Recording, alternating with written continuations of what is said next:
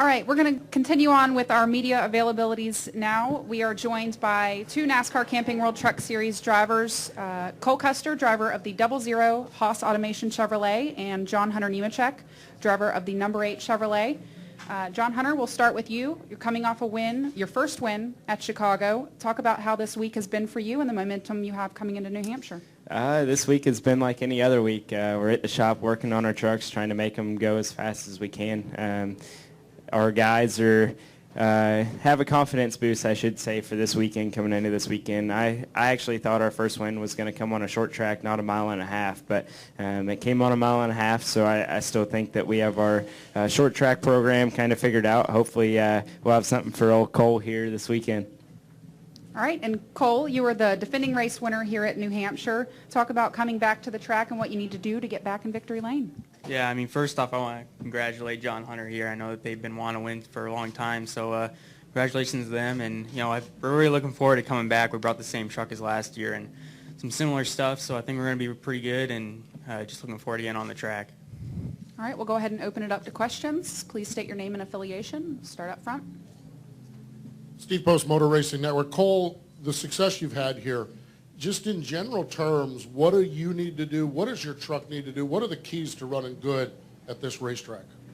I think you just have to get a good balance on your truck, just, you know, so I think you want a little bit of a push in it just so you can keep it kind of stable coming off the corner and you can use the apron, but, you know, just getting a good balance, being able to work traffic good, and, you know, clean air is really important, so track position is pretty big, so, you know, just keeping your stuff out front. David Scott from the Charlotte Observer. John Hunter, you said it was just like any other week, but how did your life change after you win a race? I mean, it's got to be different. Yeah, I mean, we did a lot of media stuff this past week, but, I mean, we worked so hard on these trucks to try and win in the NASCAR Camping World Truck Series. I mean, it's so hard to win. There's so many talented drivers out here. Everything has to come together. Luck has to be on your side. You have to have great pit stops, and luckily all that came together. So all of our guys were pumped up in the shop. We were all looking forward to getting back to the racetrack, working on these trucks, and we're going to end up taking that truck to Vegas next week. So we set up 2 trucks this week, put in some long hours, but it's still like any other week, but I mean, your life does change a little bit, just confidence boost and everything else. All right, we'll go to Woody and then Lee. Woody Kane, MRN. Cole, I saw you guys are bringing the same truck back that you won with last year. Did you have anything to do with that? Was there some lobbying going on? And as quickly as things change and the sport evolves, how confident are you that that truck will be as good? I think it will be really good. That's the same truck we brought to Gateway too, and we think that we've improved on some stuff on it in general. So I think we're gonna get some more speed out of it, really. But you know, I think it's always been a real great truck for us, and I think we're just gonna have some speed today too. Lee. Lee Spencer, Motorsport.com. John Hunter, who was somebody that really surprised you as far as giving you a celebratory note or whatever after the win at Chicagoland? I mean, there was definitely a lot of shout-outs from everyone congratulating me.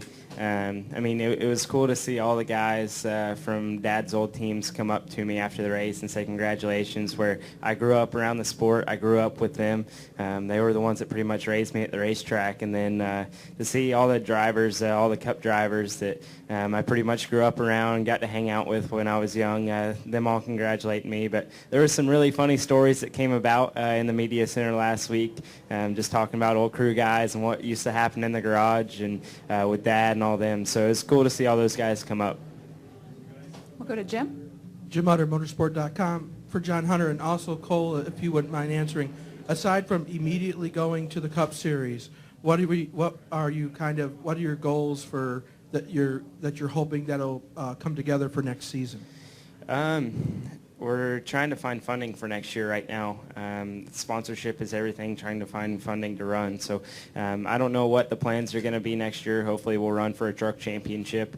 We'll be running out at Nemechek Motorsports.